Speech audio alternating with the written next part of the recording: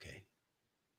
Ba-ba-bum. Ding, ding, ding. Hey, I was smiling, everybody. Just That was the saying. garage door alert, not that we're going live. Oh, The garage door just closed. That means Donna's home. If I get 3 alerts in a row, it's like the garage camera saw something, then the door opened, then the door closed. What did it see? A man walking in. It's a bit like when I used to get the Teams messages. If they just went bam, bam, bam, bam, bam, I go, that's Lily. She can only make sentences of 4 words or less. Yeah. no, that's Bam Bam. What are you Yeah, I was talking gonna say Bam Bam. Yeah. Bam, bam, bam, bam, bam. That's Bam Bam. I always liked the story of Chuck. You were on using Bluetooth, and Donna would get in your car, and your audio would go into the car. Yeah, I unpaired with the car. That doesn't happen anymore.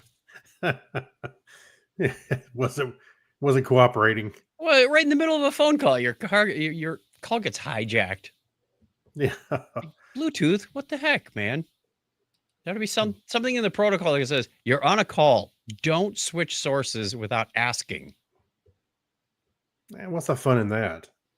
You got to approve the car taking over your audio. So Craig, I think the last article,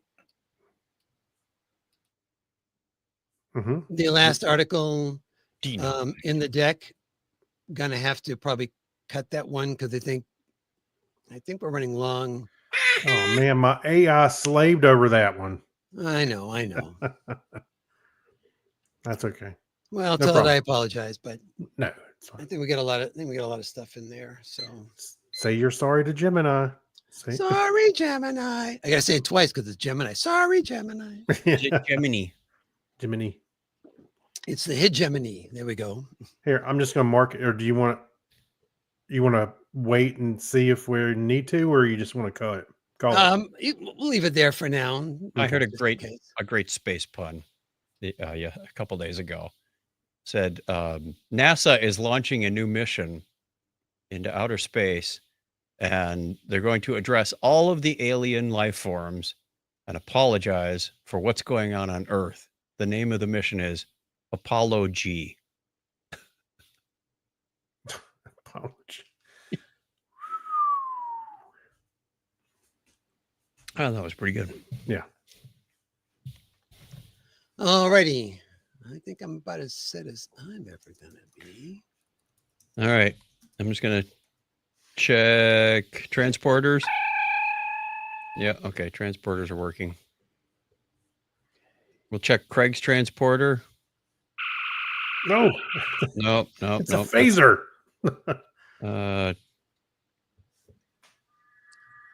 Yeah. How about the Klingon transporter? Kapla. I am here all Jakku.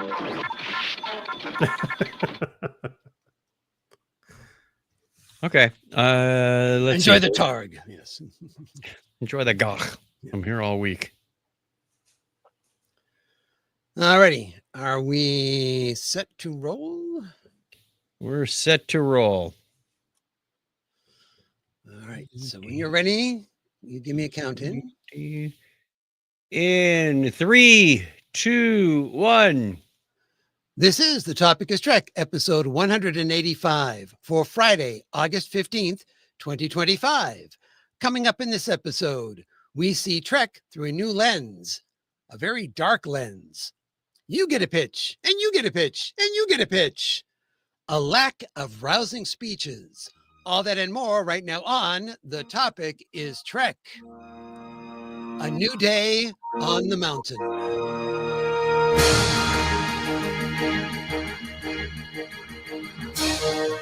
Welcome to The Topic is Trek, the podcast that runs on impulse power.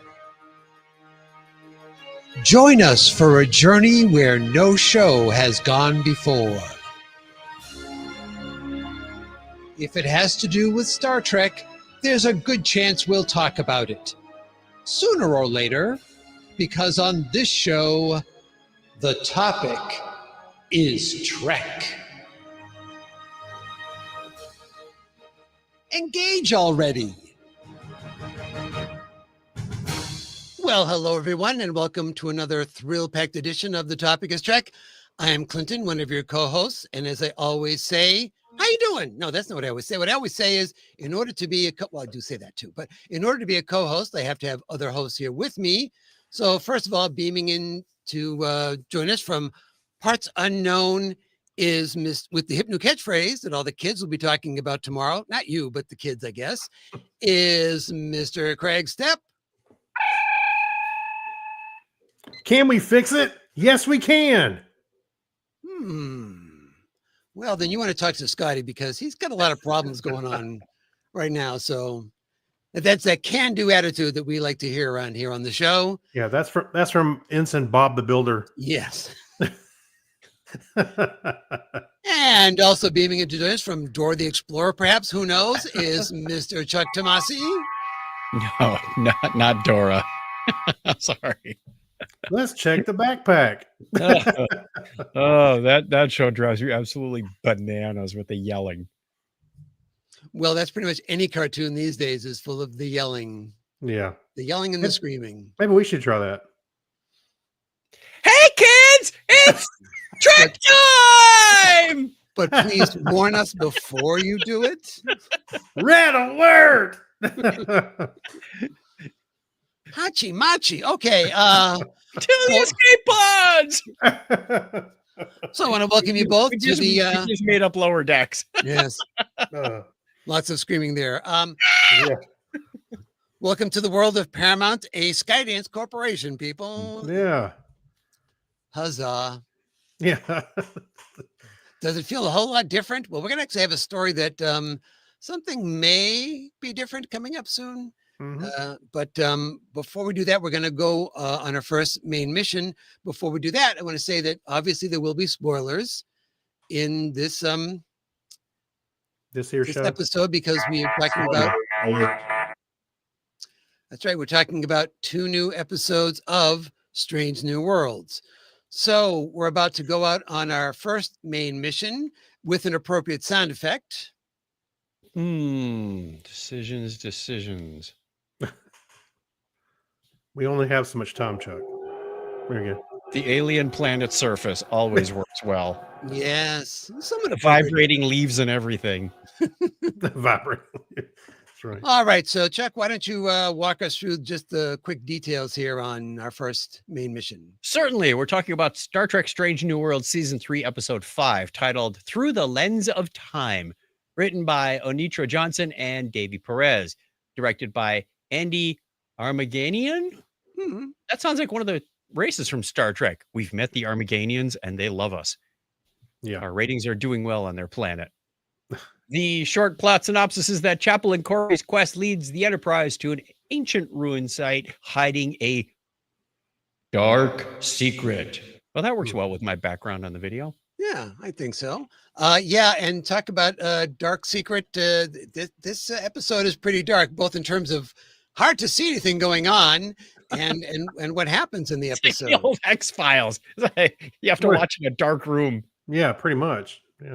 All right, so why don't we start? As usual, we have like an A story and a B story going on here. So let's concentrate first on Vadia 9, which is the planet that the Enterprise goes to. Chapel has convinced Captain Pike to use the deflector array. We'll talk about it in a minute to help with some research on this planet because Dr. Corby and Christine Chapel have come up with a theory about connecting a bunch of things together.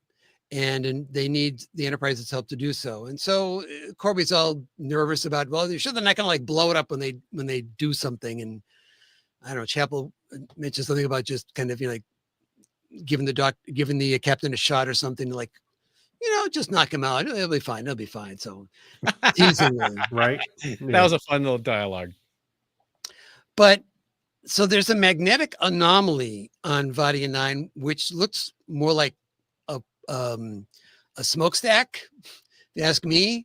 But apparently it's a magnetic anomaly because when they beam down, you've got this little stone structure. It looks like just a vent like and a distortion manhole. coming out of it. Manhole cover. That's what I was Yeah. thinking. It's like, Yeah. we found the sewers of the Vadians. Yeah. Or is it the Vidians before the phage took them? No, I don't know about that. Well, the species on the planet now are the macaroons. I That's love a big- those cookies, but they're awful I was gonna expensive. say, No, those are no, not- macaroons. Yeah. Completely different, except exactly the same, I suppose. Yeah. They were running. It sounds like Terry Metalis got a hold of this one. So I'm trying to figure this out because they use the Enterprise's deflector arrays because what they specifically say ahead of time, I think it's Corby that says it, that they need them because it's below the surface, right? This structure is below the Keep surface. going. Mhm. Yet the deflector array goes off and it's in front of them. It's in front of them. It's in the cliff. And It's you not- can see the Enterprise in the sky. Like, Well- what? When they fired the Yeah. they fired the deflectors? Like, wait, what just happened here? Yeah. Actually, I mean, I had flashbacks of when we seen the Enterprise in Earth's atmosphere, Mhm, mhm. a long time ago. So I was like, oh, okay, so yeah, they can get in the atmosphere. So I didn't. Well, we have seen it closer to the atmosphere. Actually, the pilot episode of Strange New Worlds, they brought the Enterprise down really low to the planet's yeah. surface there as well. By the way, I watched. I've talked about this person before. Now I'm drawing a blank on their name, so I'll have to come up with it later. But it's a guy that does a lot of videos on Star Trek. He does ones all about Star Trek Online, but he also does individual ones about different topics. And he did one about why you don't want to warp around a planet and all those type of things. And I just thought of it in relationship to this and what some of the stuff that happens later on the season has already happened in the season. Essentially, getting that far down. I think about the last episode or 2 episodes ago where they had to go down really close to the planet's surface to beam people up, and then we're warping right out. One of the problems that happens there is that a vacuum forms behind your ship, Okay. and it could basically just suck the entire atmosphere off of the planet or go Ooh. big chunks of it. Oopsie. Like Mega Maid. Yeah, Yes, like Mega exactly. Man. Without any converting to anything, just doing that one thing will do it. Flip it on. Yeah. All right, so the structure appears, and Christine does her best Jaws thing, saying you're going to need a bigger landing party. And Yeah. all we get, we asked for a bigger landing party, and all we got were 2 people, Spock and Lon, come down. So the connecting of all these things together is, all right. So Corby says 5 years ago, hundreds of light years away on Polaris 12, he discovered what he believes to be a royal signet, and then similar symbols with a similar symbol set. Wow, that is hard to say, to what they are seeing in the structure, and also that Chapel had found a tablet on Pretoria, a different planet, that seemed to also have these same symbols, and she kind of cross-referenced it all back here to this planet, to Vadia 9. So that's where they, I guess, went looking for this vent, and they found it. And to me, one of the things that was puzzling about this episode is the Macroon representative And kind of John. goes, kind of goes hot and cold on what he knows, what he doesn't know. Yeah. How they, he talks about these ancient sacrifices they used to do to Gain entrance. yeah, and I'm going, well, you kind of know some of this stuff. Didn't you know what this thing was? What's going on here? So that was confusing to me, and I'm not sure if it was meant to be not confusing, but it certainly was confusing to me. For a little while, I was like, why is he here? Yeah.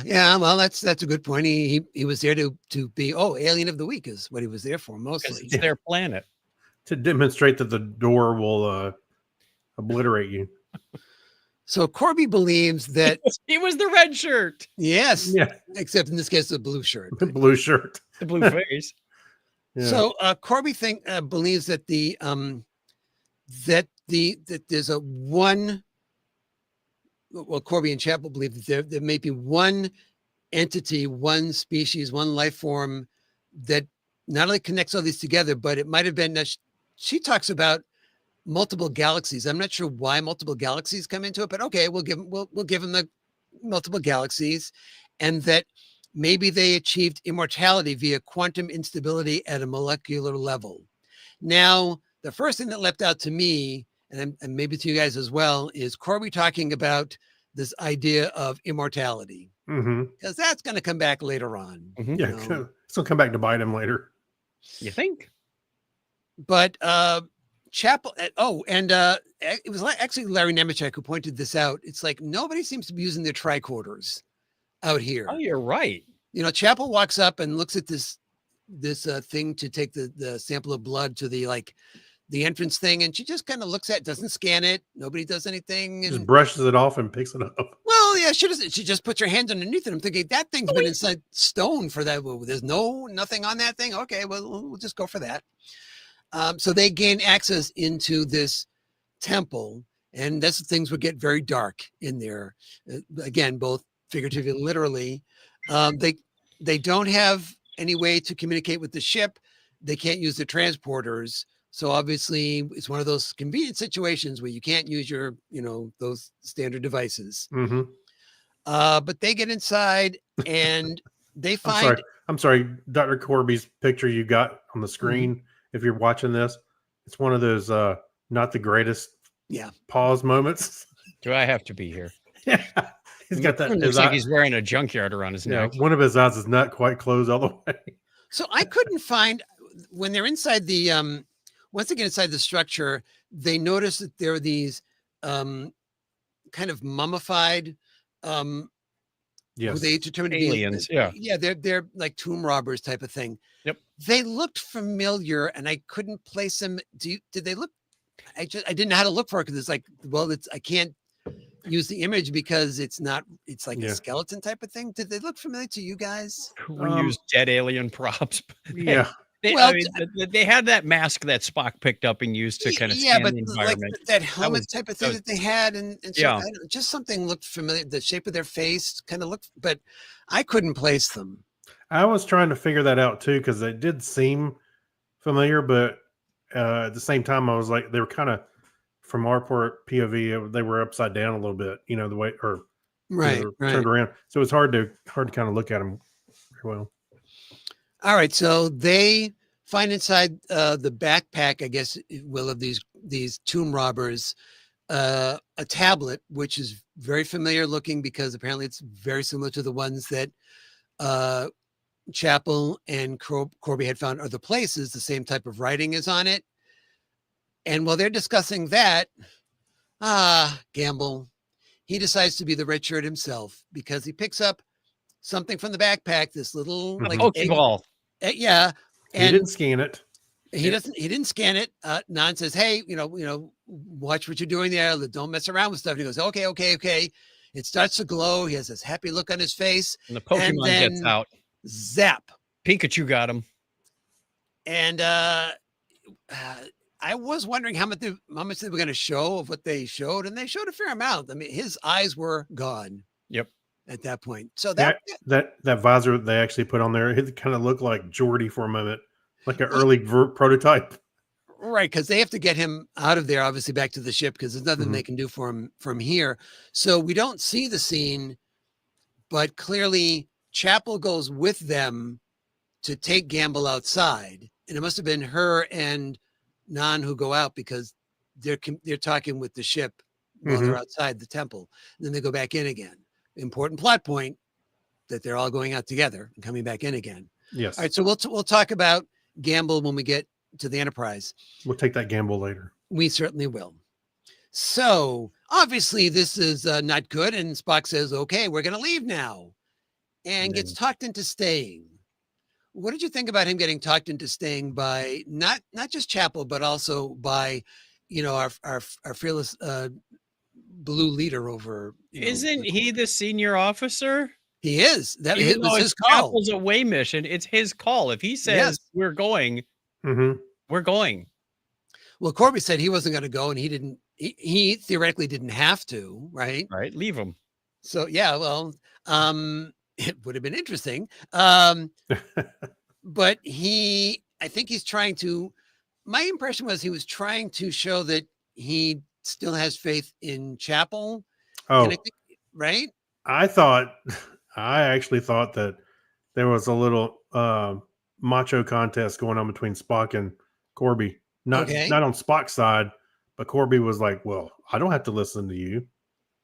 Well, that could very well be. I certainly wouldn't There's deny there's that would be definitely the case. friction between those two Yeah. for other reasons.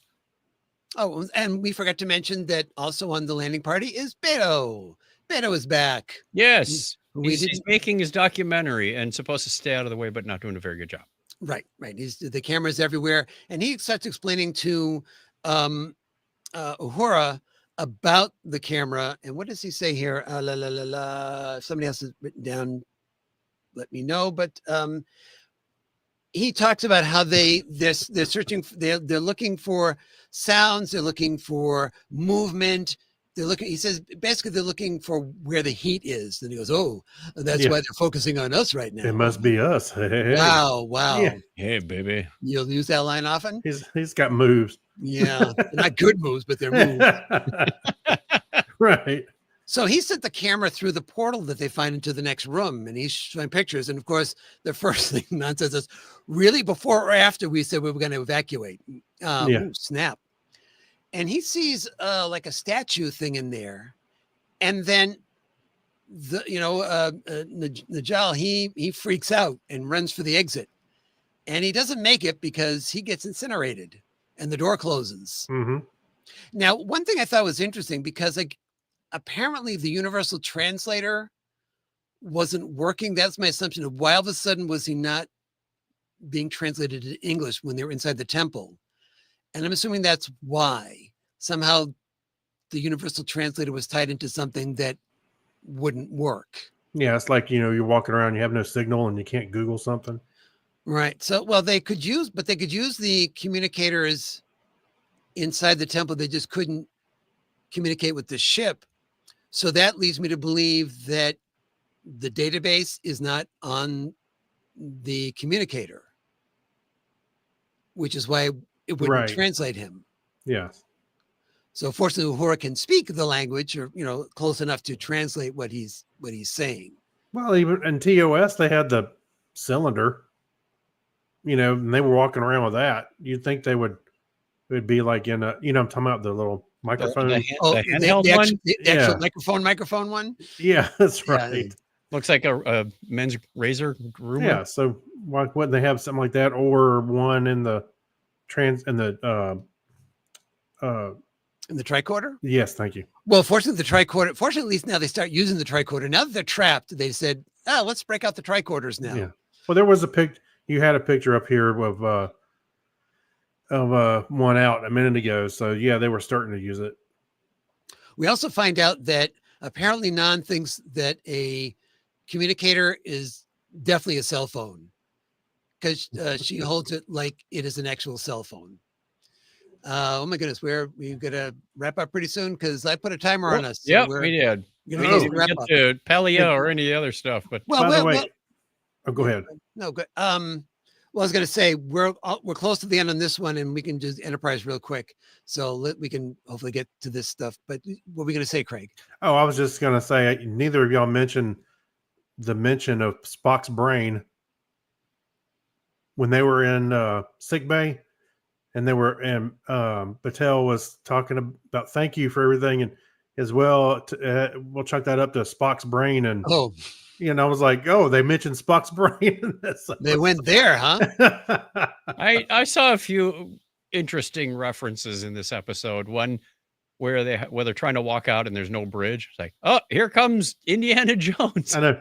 I was surprised somebody didn't throw some rocks out there and Right. see the. And then when Gamble is possessed and he grabs the phaser and he's holding it to another officer, like, where have I seen this before? Geordi aiming a phaser at fellow crewmen. Yeah. Mhm. Well, that's a big old trope we've got there.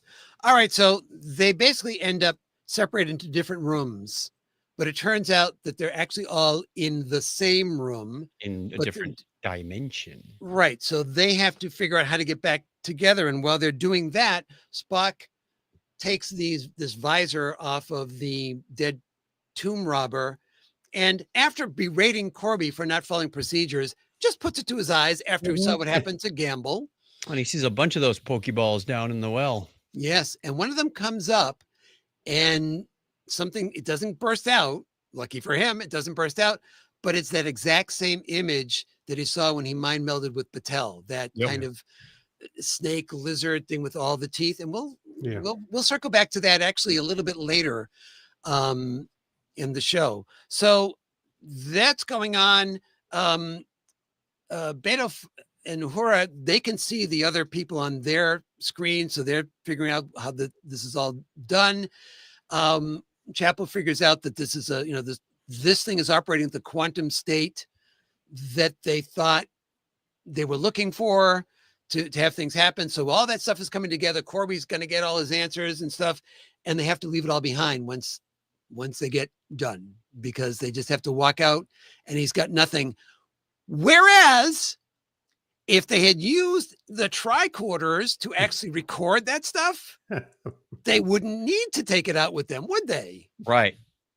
It's kind of like we were, me and some friends were talking about movies that would have been like 10 minutes if they had a cell phone.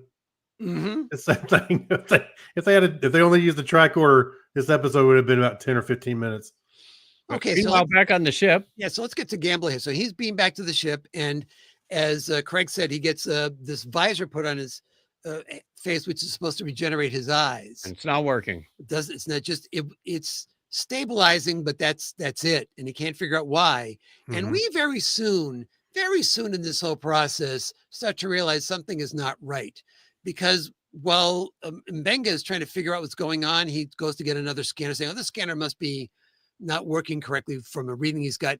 And while his back is turned, Gamble just sits straight up and is looking around. Yep.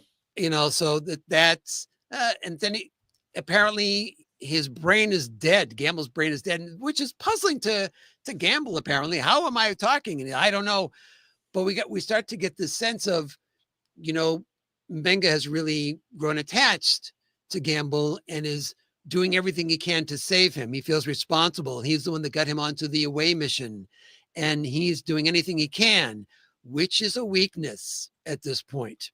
Definitely. Because it turns out that his body has been possessed by whatever was in that vial. And it's evil. It gives Pelia the heebie-jeebies. Not to give Pelia the heebie-jeebies, but when Batel comes in, suddenly Batel is not herself, and they have goes ballistic. Yeah, and they just duke it out. They have a good fight scene. I like that. Mm-hmm. We get a classic break out of the brig from Gamble. Although one thing that I noticed was two things I noticed was strange. But the one I want to talk about is the fact that when too sure of himself, bearded security guard walks up to the force field, right, and gets choked. When he falls on the ground, this really awkward position where you can't see his face. And I'm thinking, oh, they had to do a reshoot or a cutaway, and they didn't have the actor anymore. So you just lie on the floor and put your hand over your face like that. Yeah. I did notice also that in his contract, it was like, you can't show me dead. Yeah. I also noticed that not only was it apparent that this entity was reading people's mind because it knew all about Mbenga's daughter. It knew about this guard's mother. But when he's choking her and saying, "You left me to die on my all alone," he's also speaking with what we assume is her voice as well. And I couldn't tell if that was supposed to be inside the security guard's mind, or was he actually speaking with that voice as well? I no way to tell that at this point, but something to put in the back pocket for, is that going to be also play into stuff that happens later on? Yep. Mm-hmm. So eventually Gamble gets killed and killed. Yeah. The body gets destroyed. Mbenga can't do it, but Pelia sure can. And evil entity escapes, and Scotty catches it and beams it to nowhere. Yeah, he beams it to a pattern buffer. So in the pattern buffer, we see Mbenga looking at monitoring the pattern buffer, for some it's a lot of data floating by, so we can't understand what it is, but it gets a call that his call to Earth has come through. So it is obviously relatives of Dana Gamble that he's talking. I regret to inform you type of thing. But while he's not in the room, the monitor that's showing it goes all wacky and it becomes those same symbols that we saw on the planet. They never really explained why we saw Chinese on the panel. They said, why is there Chinese? Yeah. There's Chinese on the panel because then it tells us this thing should be called the Beholder. That's why it's there. So we can translate that one to say, here stands the Beholder, century of eternal bridges. So that's why it's there. And by the way, that's called foreshadowing static. Yes. Ah. Yeah. And then we have our postlude where Pelia says, if those things get out, God help us all. And then she turns to Beto and says, you want that one for the camera? Yeah.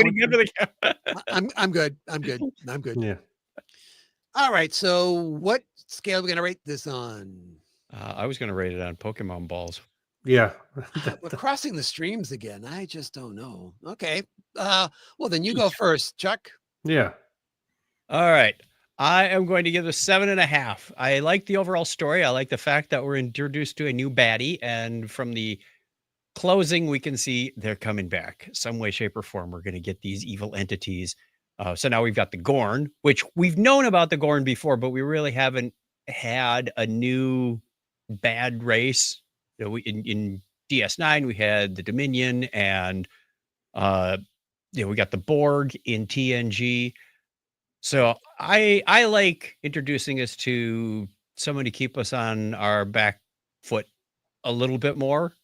There were some holes in this. Why can we see the Enterprise from the ground, and why are we firing deflectors? Or there were some things that scratched my head. As in every show, I'm going, oh, that didn't make any sense, but I'm willing to suspend disbelief for a little while and say it's Star Trek. Yep. Yeah, just go with it. So that's why I give it a 7.5. Okay. And what about you, Craig? I'm going the other way with it. I'm giving it a 5. I watched this twice, and it just didn't hold my attention, to be honest with you. There was something about it just didn't jive with me. The whole Corby Spock thing. We saw them. I know it was a different situation, but a couple episodes ago with the whole wedding and all that, and they weren't awkward with each other, but they, at least that was made a little more apparent this time. As far as the paradox and all that stuff and the bridge that I had to walk across, I don't know, it just didn't work for me on this one. Okay. I didn't hate it, but I just didn't. Yeah. Yeah, I think I'm going to agree with you, Craig. I felt like it was a puzzle. Now, it may come back, this whole thing about the quantum state of things, but even if it does, I feel like it was just a long explanation of what that is, like a half an hour's worth of the show is explaining basically this, and that things can happen before they happen type of thing, in that type of situation, which again may come back, but you could do that a lot quicker in something else. So you're left with, okay, well, what is the story actually, what's going on in the story itself? And if it's the introduction of a new big bad, okay, but these are all things like, well, maybe this will pay off for something, and maybe that will pay off for something, and maybe this will pay off for something. Yep. There are a lot of threads. So, it needed it also needed a more cohesive explanation about what was going on here. And I just felt like it was shorthanded way too much. Yeah. For a story that didn't have a lot of story in it. Actually, I felt like at the end, I felt like it was the first part of a 2-parter or something. I don't know. Oh, you guys just got stuck on that quantum interdimensional stuff. Yes. Well, I mean, I know some people have to explain it to them, to explain it to the people, but this cow is small. This cow is far away. That's Sesame Street there. So what did you rate it? A 5. I give it a 5 as well. Okay. Yep. Which means it's average. It doesn't mean it's bad. I think that People got to remember that we're not saying that it's horrible. It's just, it's average, Mhm. right? It's, Yeah, I didn't hate it. I didn't really care for it. Just middle line. alrighty. But with that said, we are going to come back from our first main mission with an appropriate sound effect. We are scanning. I love watching those dots go across. I could look at Yes. them all day. It's the inspiration for Knight Rider. And it's time to check with Charlie or, Mirror Charlie to find Oh, out if good. it's okay to do subspace chatter. Never know which one we're going to get. So I'm going to say, Charlie, is it okay to go ahead with subspace chatter? You don't need all that subspace chatter. Oh, it's Charlie X. Regular Charlie, not unleaded. No, he's no fun at all. No fun at all. All right. Well, let us begin with our first story. And the first story is very timely. We were talking about welcome to the beginning of Paramount, a Skydance corporation. Well, Skydance has just made it clear that Star Trek is still a priority. In fact, they describe it as a absolute priority. Wow. The latest word is that Paramount will be taking a holistic approach for the franchise, meaning they'll That's a be good Freudian slip. yes. Well, I came up, that word was coming up, and I'm going, don't blow the word. And of course, that's the surest way to blow the word. Yeah. Meaning they'll be integrating film and television efforts rather than managing them separately, much like Marvel or DCU. This means a return to the big screen is a priority for Star Trek as Paramount plans to significantly expand its annual feature film releases. That's something they also were talking about. Is they want more films out from Paramount. Wow. Okay. As we have previously reported, there have been 2 Star Trek movies in development for some time now. One that would introduce brand new characters, and the other would feature the iconic Kirk, Spock, and the Enterprise crew, like the Kelvin Timeline films. But there's no word as to whether or not either of these 2 movies would proceed under the new Paramount management. So just because they want more Trek doesn't mean they want that one. And always keep in mind that when new regimes come in, Yep. usually the old stuff, they want to separate themselves from it because they didn't greenlight it to begin with, and they want to greenlight their own stuff.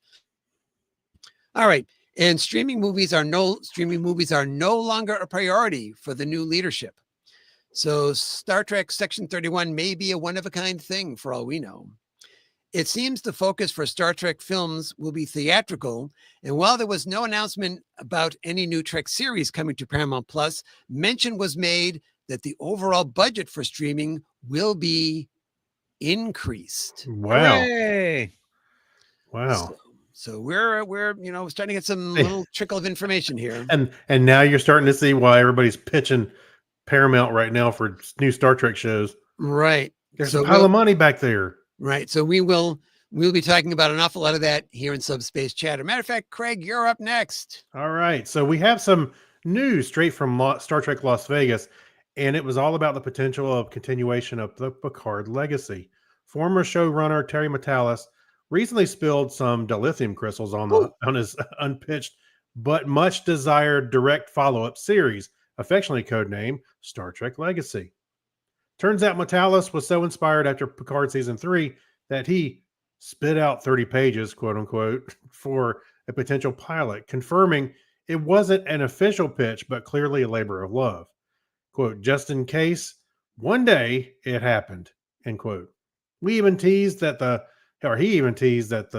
plot would involve a formidable Klingon empire, perhaps some old school negotiations, or maybe a big batch of roquette pie, blood pie. Yeah. But wait, there's more. There's more? There's more. Ooh. Matalas also shared that he hilariously has an ingenious plan. Not ingenious. You saw the word coming up and you just there we go. Igneous. Jesus. Dumb as a rock. Yeah, ingenious plan for Captain Liam Shaw's return. What? He'd be an emergency engineering hologram. Don't be ridiculous. All right. So he went from captain to a hologram. Or as Todd, not Terry. I'm getting a lot of Terrys in here. How Todd much do you Stashwick. drink tonight, Craig? Maybe I haven't had enough. There you go. Yeah. So Todd Stashwick delightfully quipped a shalogram. Ah, Charlogram, yeah. Shalogram.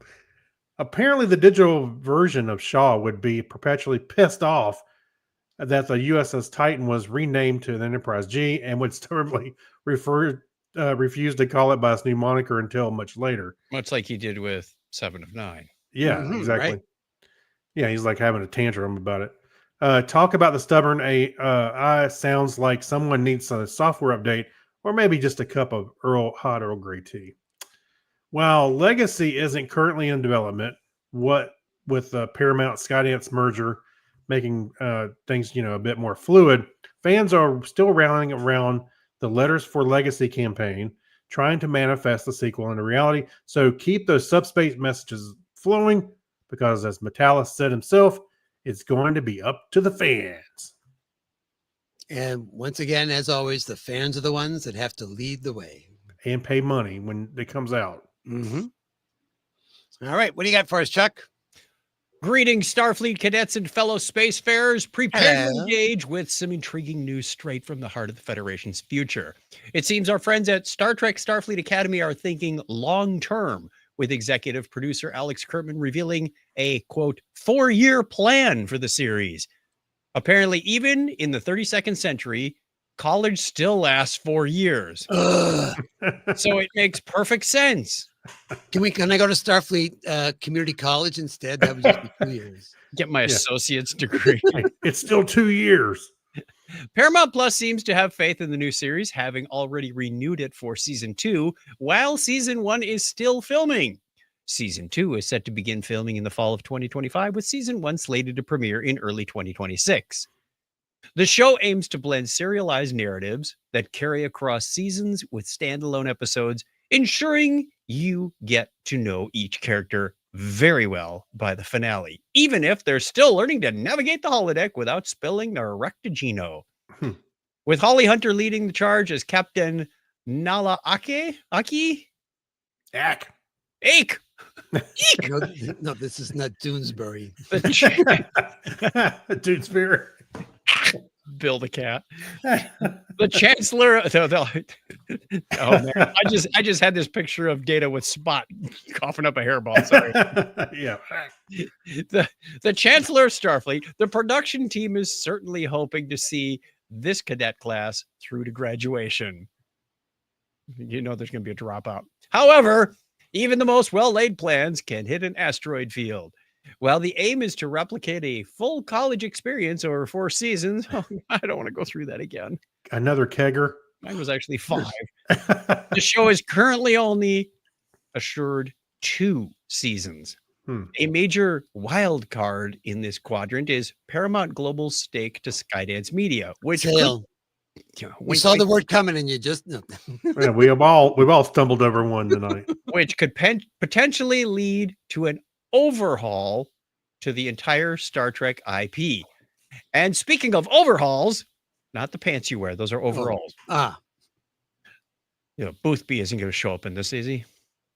no, but a Martian will show up. So A hologram Boothby. The emergency medical gardener. The emergency gardener. state the nature of the greenery. I mean, There's a weed on the sidewalk. Wow, you just took us down a different path, so to speak. Okay. Speaking of overalls, No. This, the fan reception for Starfleet seems to be experiencing some temporal anomalies. While the source notes the teaser trailer was received warmly by fans, and that's in quotes, due to its rich Easter eggs, some viewers in the comments section vehemently disagree, claiming the trailer was not warmly received at all, citing massive downvotes and even rumblings of a potential cancellation after 1 season. It was quite cold, actually. So whether this series will boldly go for 4 years or find itself charting a shorter course remains to be seen. But rest assured, we'll keep our comm badges open for updates. indeed. Robot house. You state the nature of the gardening emergency. I'm sorry, but Starfleet is on secret double probation right now. So anyway, all righty. That was fun. All right. Next up, It appears that Star Trek Enterprise writer and producer Michael Sussman and series lead Scott Bakula have been developing a new series that would feature Scott Bakula's return to his role as Jonathan Archer. The proposed series, titled Star Trek United, would follow Archer's career as the president of the United Federation of Planets. Oh, does he get the white wig and the glasses? No, I don't think he's playing George. No. The show is being described as a political thriller and family drama set in the early, most chaotic years of the Federation. Sussman has even compared the potential series to The West Wing and Andor, suggesting a more adult and grounded approach to storytelling within the Star Trek universe. A few years ago, the idea was pitched to Alex Kurtzman's production company, Secret Hideout, and was even discussed with Paramount executives. However, the pitch stalled due to concerns about streaming expenses and potential overlap with the Starfleet Academy series. With the recent merger of Skydance, you get a feeling there's a running theme here. Sussman is hopeful that the time is right to pitch the series again. Both he and Bakula are ready to present a full proposal if given the opportunity. Right. My favorite president was still Kurtwood Smith. Right. Dr. Smith? What? No, Yeah, Dr. Smith. the guy from RoboCop. You bumbling boo-boo. All right, so strap yourselves in because we've got some other exciting news and perhaps a little bittersweet production news coming straight from the final frontier of Toronto. Both Star Trek, Starfleet Academy, and Strange New Worlds are gearing up to go back-to-back production by next month, filming in parallel for a good chunk of 2025. Good, because there's not many big chunks left. Not a chunk left there. Yeah. A good chunk of it is 6 weeks. Yeah, that's right. So Starfleet Academy, which has wrapped its first season in February, is set to begin filming season 2 by the end of August, with executive producer, well, we said this name a million times tonight, Alex Kurtzman, confirming a 4-year plan because, college is, as we mentioned earlier, 4 years long. For So there you go. some. Yes. All righty. And I think the rest of that is kind of a lot of what Chuck was covering before. So we'll have Chuck cover something else instead. Yeah. This one's almost like a Technorama story. There you go. I Really? spotted this All right. one. I went, oh, this is fun. Brent Spiner, the beloved actor who brought us the android Data to life in Star Trek The Next Generation, is making headlines after a recent video surfaced. The 76-year-old actor, looking, quote, virtually unrecognizable without his iconic character's makeup. What? These are just people who haven't seen him like on the cruise or anything. He's recognizable if you know what to Or look know at. how makeup works. Yes. Right. Well, he was captured on TikTok at the Raleigh-Durham International Airport. The clip, which has garnered a lot of attention, shows Spiner in a relatable moment, struggling to operate a Starbucks vending machine. Fans of the franchise found the situation to be humorous and ironic. It's a humorous and ironic nod to his hyper-intelligent on-screen counterpart. Spiner, who has also had a successful career on stage as a musician, recently attended GalaxyCon Raleigh. In past interviews, he was consistently expressed his appreciation for the dedication of the Star Trek fan base, saying he has had very few negative experiences with them. Until they shared his video of him. Yeah, I was going to say, until this happened. He's in the airport. He walks up to it. He kind of looks at it puzzled, mumbles something to himself, throws his hands up and walks away. I got to say, Frappuccino. I probably would have done the same thing. It's like, I don't know how this is supposed to work. I just want a cup of coffee. Right. Yeah. Perfect. Very relatable is what it said. Ah, my goodness. And now this just in. Well, I mean, not during the show, but before the show started. Anyway, Aaron Walke, best known to Trek fans for his work on Star Trek Prodigy, is joining the legion of creatives who want to pitch a Trek idea to the new management at Paramount. Get in line. TrekMovie.com has confirmed that Waltke's pitch is not related to his work on Star Trek Prodigy, but is based on a unique idea he has developed. As of this recording, there are no specifics on the show he has in mind, except that it is not specifically targeted at a younger audience like Prodigy was. Trek Movie also learned that Walke has had informal discussions about the show with producers, with plans for a more formal pitch to come after the dust settles with the Skydance takeover of Paramount. We call it a merger, which has just finally finalized, as we've already talked about. In case you were keeping track, that means there are now at least 5 potential pitches for a new Star Trek series. You need the reverb on that one. Okay. There are at least 5 potential pitches. Just don't know how that was going to go. Aside from the unnamed Walkie project, there is also the unnamed live action comedy from Tanya Newsom and Justin Sim, right? That is the start. And then the Star Trek Legacy from Terry Matalas, Star Trek Year One from Akiva Goldsman and Henry Alonzo Myers, and Star Trek United from Mike Sussman and Scott Bakula. And I'm sure there are more out there. I'm pitching Star Trek versus Predator. Mm-hmm. Star Trek meets ET. Star Trek Babies. I'm gonna pitch Star Trek All in the Family and Star Trek What's Star Trek Happening. There you Full go. House. Yeah, full out. All righty. Star Trek. What was the one with? Hey, Full House is based in San Francisco. What you There you talking about, Willis?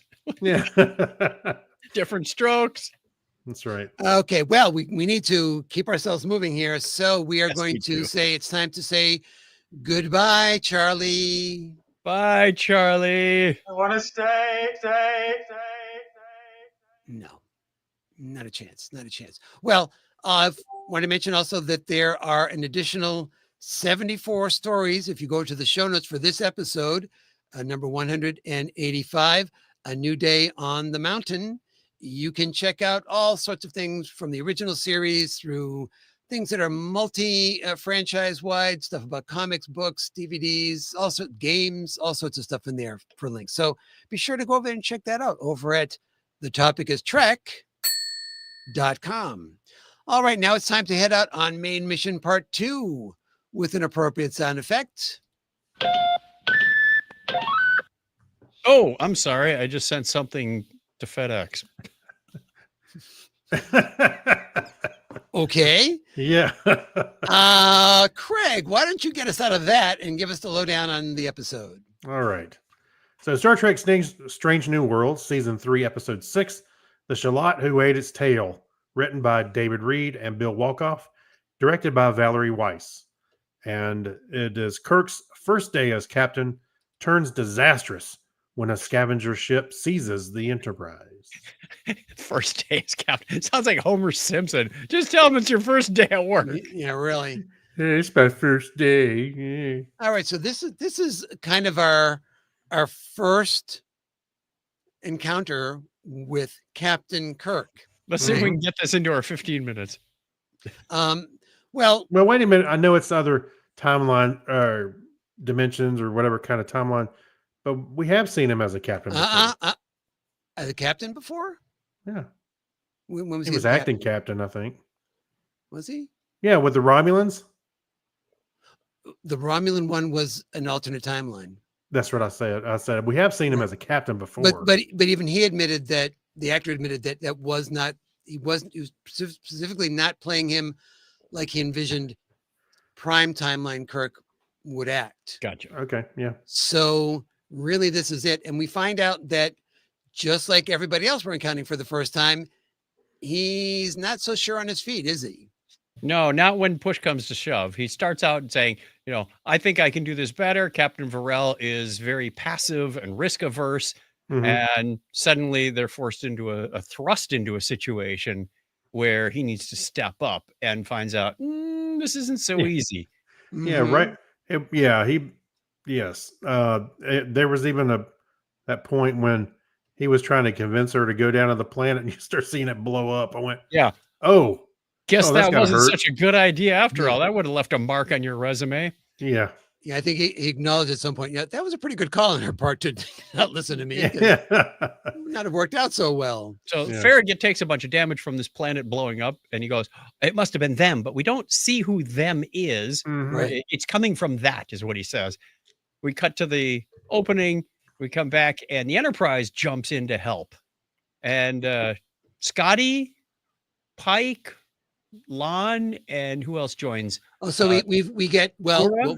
what we get is I'm sure I'm assuming you noticed what we get is the entire current TOS crew Right. comes over, plus Lon comes over, but she goes back.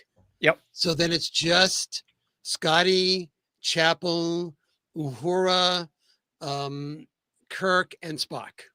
Did you? Okay, I got to ask you. When Scotty makes the reference, he goes, "What in Baird's name happened here?" Who went and looked up John Logie Baird? I did, and I found it, but it's like but I don't know how to spell it. How am I going to find it? So I had to like a bunch of spellings before I could Baird. actually find It's it. the name of a financial institution. No. No, that's not what he No. did. But that's the way you spell it. B-A-R-D. B-A-I-R-D. Yes, that is John true. Logie Baird. Yes, I So knew how he- to spell it. he was He's want to do was some investments. right. He was a Scottish inventor, electrical engineer, and innovator who demonstrated the world's first mechanical television on 26th of January, 1926. Wow. I think he was also involved with color television too, right? Yes. Very early stuff. I mean, this is right up there with Farnsworth. Hey, wait a minute. Stop for just 1 second. Look at that picture that you screenshotted. Looked like something was coming out of Kirk's head. Oh my. Looked like a crank. I'm sorry. Let's So move on. Farrell, captain of the Farragut, she takes a big old head injury and is stuck in sick bay. So we don't see much of her, which is what forces Kirk into the captain's chair. And he sits down and he's like, "Oh, this is where I want to be." No, He said rich for like Corinthian 2 leather. seconds, 2 seconds goes by. no. At first, he doesn't sit in the chair. He keeps staring at the chair, but he won't sit in it. Yeah, he's not comfortable sitting in it. He only sits in it after he pulls the Kirk maneuver, which I thought was a great thing to do because he figures out a way to kind of get he wants to get the Farragut ahead of the scavenger ship, which now has the Enterprise inside of it. And Right. so he tells, Scotty, you've got to push the ship. And Scotty's saying, no, we can't. We can't do that. Is we're going to have to because it's headed to this planet where there's, millions of people and it's pre-warp. So we can't contact them. We can't do anything. We've got to get there ahead of the ship and figure out some way to stop it. And they get these communications going and everything's working perfectly. And that's when Kirk sits down in the chair, crosses his legs, leans back, and all hell He's breaks taking loose. drinks from all those that says it's impossible, and he looks at Spock. Yeah. Well- Yeoman, I need a drink.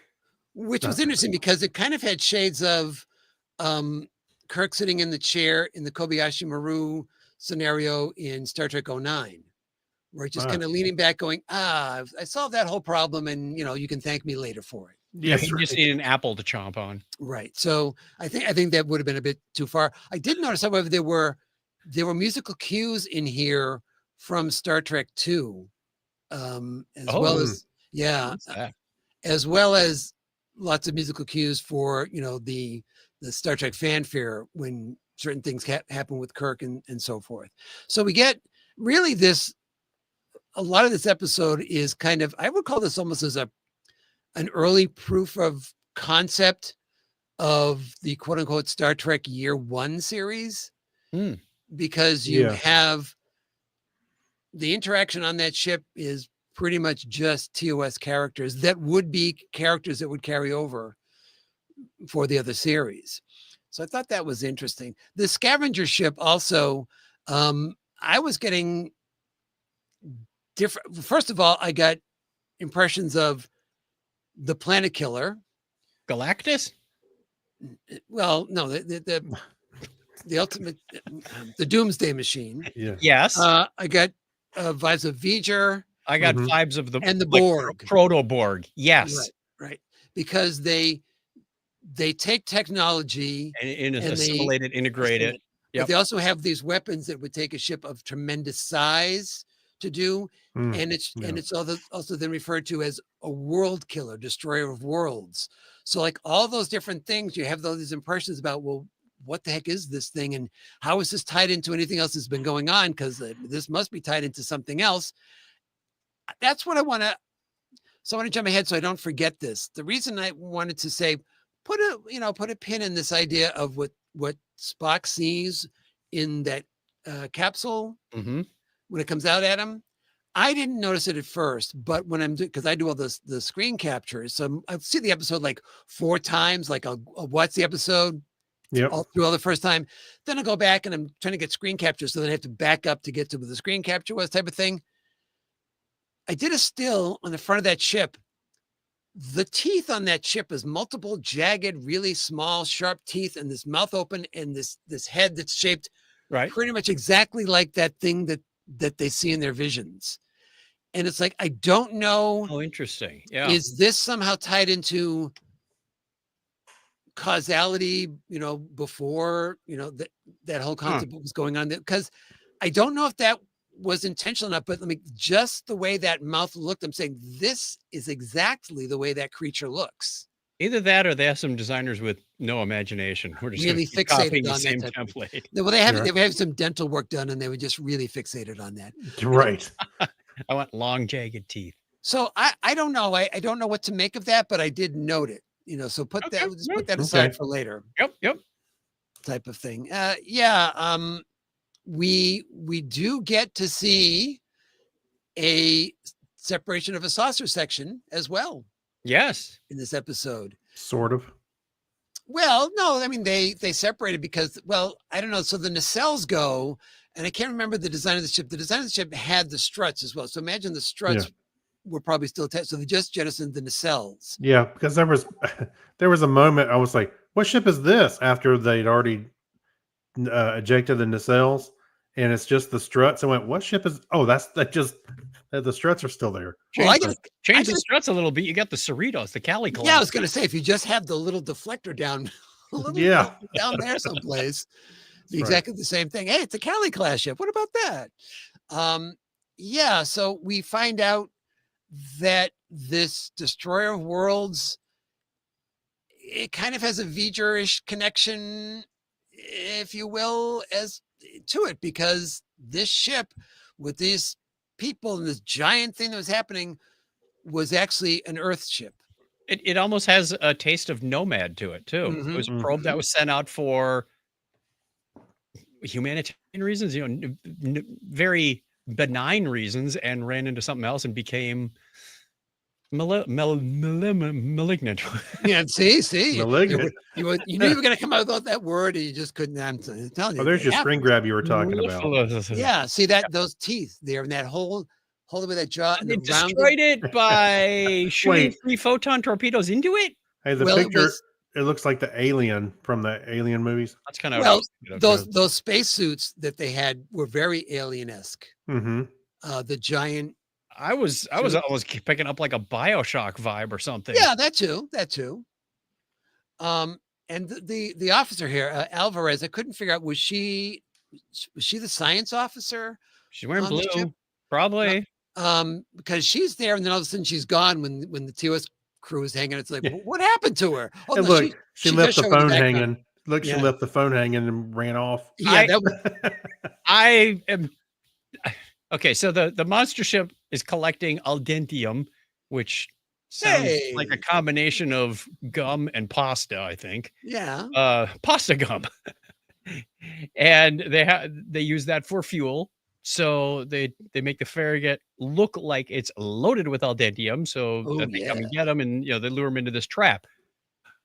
Meanwhile, on the Enterprise, the comms are out all over the place, and Pelia says it's a good thing I lived through the 1980s. And I'm thinking, Yeah. why the 80s if phones have been around? She's gonna- Exactly. I And thought she was then gonna break out like a jean jacket with some buttons on it, and leg Here she warmers. is. What do you Well, got? Well, she did have. She did, the first thing that she took off of the crate was a pair of roller skates. So yeah. Why bought does she some- have all this stuff on a starship? And Because- then When we first introduced to her, yeah, she she had all her that stuff, collection with her. and they were trying to take it away from her. Yeah. she's got a collection of like 4 or 5 telephones, so that Ortegas on the bridge can talk to And they- two arcade games, so they can use the controllers to for the thrusters. That's right. the issue I have is you can't just connect phones together. You have to have a phone system, a PBX. Right. some Well, sort of switch. That's why I got a kick out of when Una picks up the phone. Where the heck does the dial tone Exactly. Yeah. I'm sorry. My early career was dealing with telephones, so I know a thing or two. And this wasn't it. This was Yeah. probably, you might as well just put chewing gum on the window and say deflectors are up. I was hoping that Pelia was going to pull out a Commodore 64 Yeah. You know? Now we're talking. And Yeah. start playing Space Invaders. I think we can win with this. I also noticed that she had I couldn't pick out a lot of stuff in there, but I'm wondering if that's an original Warhol she has of her. The It may 4 be. images. It Oh, was I a knew Andy. fun concept, but she could have said we could tie this into something. Well, they had to tighten it because a phone by itself does Yeah. not have A creepy any. kitty clock. Yeah. A phone by itself does not have any inherent power. So No. it has to be plugged into something. No, you get the dial tone from the service. Yeah. Right. So- That's the problem. But, Even you need- know, even you need some power to make anything work. So and when Yeah. they're down to like 1% power left, it's like, really, when you use it on the phone? Okay. It's just like, turn the phones off. They're killing the power. They blow up the ship, and Spock says, "Hey, there were 7,000 life signs. They're fading quickly. Oh, they're dead. But they were all human." And that's when we go, "Wait, what happened?" And we get the backstory of this mission that left Earth. Yeah. We don't know what happened to them. And Kirk is having a very tough time reconciling this. right. Because he basically, well, I don't think he realizes he forgot that he also saved that planet. Right. But he basically saved the crew of both the ships, but 7,000 humans died at the same time. And you just can't. Where have we heard Sherman's planet before? Or Sullivan. Uh, Sullivan's Yeah, planet. but this is- Sullivan's this is not- planet. yeah, this- Sorry, this is not Sullivan's Sherman. planet. Yeah, there's not Sullivan. We had Sherman's is a different. Okay, I thought we'd heard of Sullivan's No, planet no. before. no, Okay, I don't think so. maybe it's named after those 5 guys that served in the ship and that all sank at the same time. The brothers, the Sullivans. Never No, it's named after Gabriel Sullivan. mind. I'm waiting until we come up on Gilligan's planet. Yeah, well, that'll happen sooner or later. Don't worry about it. Yeah. Gilbert O'Sullivan's floating around in space alone again, naturally. Boom! Wow, we are really going wild with the references. So he and Pike have a talk. These are your decisions to make and your decisions to live with. But he kind of says, learn from it, grow from it. This is basically experience. Yeah, So I that think you they're- don't do this again. I think although I think they weakened him a lot, but I think they're doing that as a backdoor pilot to year 1. So he's not the Kirk that but he's coming up to be the Kirk Right. that Right. Proto Kirk. Proto. Well, I think it's a very common thing, right, to have a situation where you're not in command, but you're observing command, and you say, "Oh, I could do that," Hmm. and then suddenly you're in command. Yep. And it's not the same. And so he's dealing with that in a number of ways, right? He's dealing with it from the fact that, he makes these decisions and suddenly things are going wrong on the ship, and he can't figure out what to do, to bigger issues where he essentially okayed Spock to shoot these torpedoes and kill 7,000 humans. So it's an awakening for him about what the real responsibility is of being in command. And I do like the fact that everyone was kind of showing him, we're behind you, even though we're kind of faking it right now. But we Uhura says there's something in you, and we're gonna let's see what happens with it. Spock And, gives him a real pep talk. yeah. So he fortunately does come through. I and think getting that done. he volunteered himself for that. We need someone perhaps with less emotional Well, attachment. everyone looks right at him like, oh darn, I just described myself. Exactly. He went, oh, walked into that one. Curses. So it was an interesting solution to it. I don't know. I'm not convinced that the grappling hooks would be able to take out the ship. The grappling hooks actually latching onto the ship itself would completely lose power. Yeah, on the how they ship. disabled it was kind of weird. Like, Um, his little tentacles latched onto his backside, and that disabled it temporarily. Why? Yeah. Just go with it. Yeah, we'll just go with that. So That was a go with it moment. The Sellout has eaten its tail. indeed. And the dog has caught the car. All righty. The moon So rises in the east. Sir, what is a car? yeah, Ask Tom Paris. he goes, that's okay. What's a sailot? But anyway, That's a telephone. What Yeah. does the yellow light mean? But anyway, let's move on. All right, Craig, I'm gonna have you. Oh, what does the yellow light mean? No, stop. Holy Don't go wow. there. That's we probably covered that when we You did Star Trek. just made a Christopher Lloyd reference without meaning to. No, I know with absolute meaning to. I didn't not without meaning to. Yeah. All right, so Craig, you get to decide on what scale we're gonna rate this one. What want Cars. cars? Okay, Why'd you get Cars. cars? all right, cars. I'm gonna go telephones or creepy kitty clocks or That's an something. interesting choice. Okay. Yeah. Let's go with the cars. Yeah. All right, so I will start off with how many cars I rate this. Uh, More. I am going to rate. This one was a lot of fun. I think that if you look too deeply into it, there are issues, but I think overall you get a lot more sense. It's a character piece more than it is yeah. anything, and I think that part worked pretty well. So Mhm. I am, and also you had an ending that, although we've seen it in Trek before, at least it landed as a okay, that's a thing, and that actually has consequences to it. It's not just, oh, here's the twist, and by the way, those are real people, and somebody's really like not able to deal with that too well. Mhm. So I'm going to give this one, I'm going to give it 8.5. 8.5 cars. So somebody gets a half car. I don't know how they're going to deal with that, but How about you, Craig? Well, the car must have got the other half, or the Ah. dog rather. So I'm also going to give it 8.5. I did think that they made Kirk a little too weak, like I mentioned a moment ago. Stepping him down too far. But I see where they're setting the table. I think for year one, whether it's a backdoor pilot, if you will, or something like that. But other than that, I liked how both sides of this story were working on things, and it kind of gelled together. Right at the end. and some nice And- science with Una opening up the airlock. Yes. Keep him from crashing into the wall. Well, because Yeah. her thruster wasn't working, so she used just that instead. Yeah. Air. So yeah, I'm gonna give it 8.5. I think it was really good. All right. And what about you, Chuck? I'm going with an 8. I like Okay. the fact that we had a good adversary to keep the show moving along. Like, we can't figure out how to defeat these. There must be a weakness. Da da da da da. I liked the reveal. I liked that Kirk was a major part of the story, and flounders as an acting captain a bit. But those around him support him, and we did get to see the major components of the future bridge crew.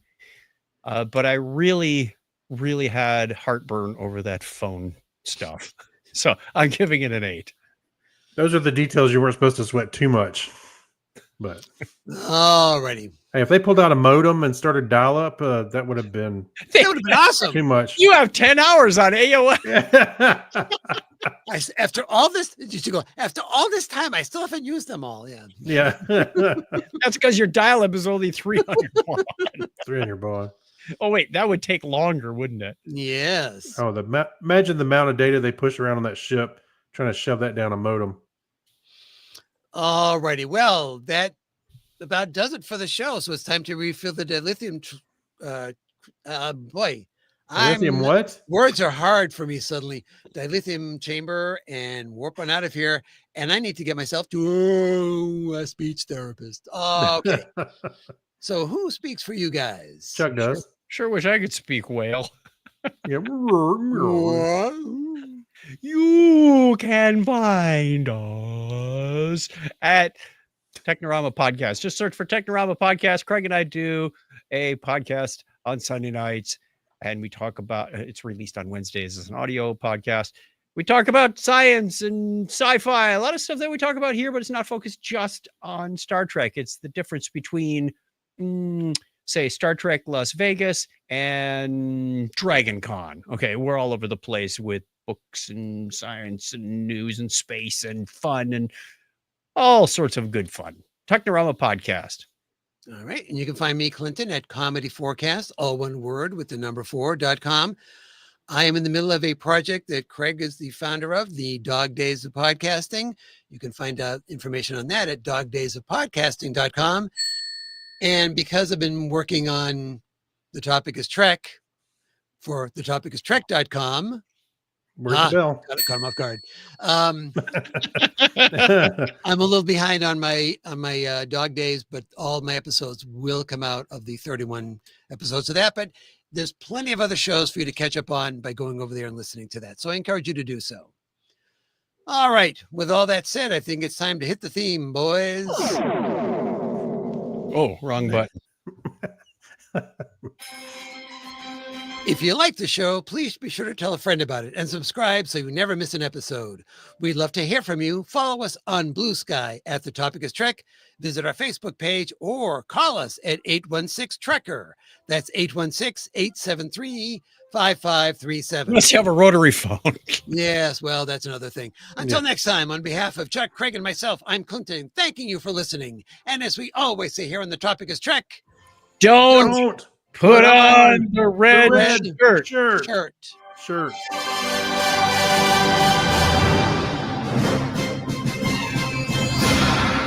Don't answer the red phone. it's a party line. I got a busy signal. I was just thinking, what if Una called the bridge while Mbenga was already talking to the bridge? Can you hold, please? Elia, we need a party line. I don't know how to configure that. That's what you needed. You needed to have somebody like an old switchboard. Yeah.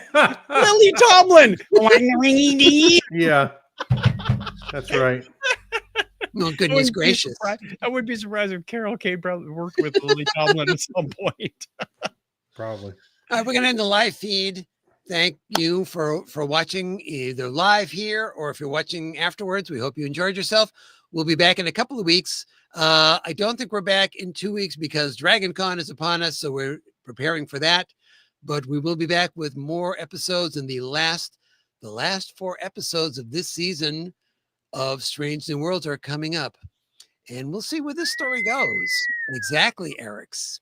So we'll talk with you guys later. Thanks All right. again. Thanks, Bye. everybody.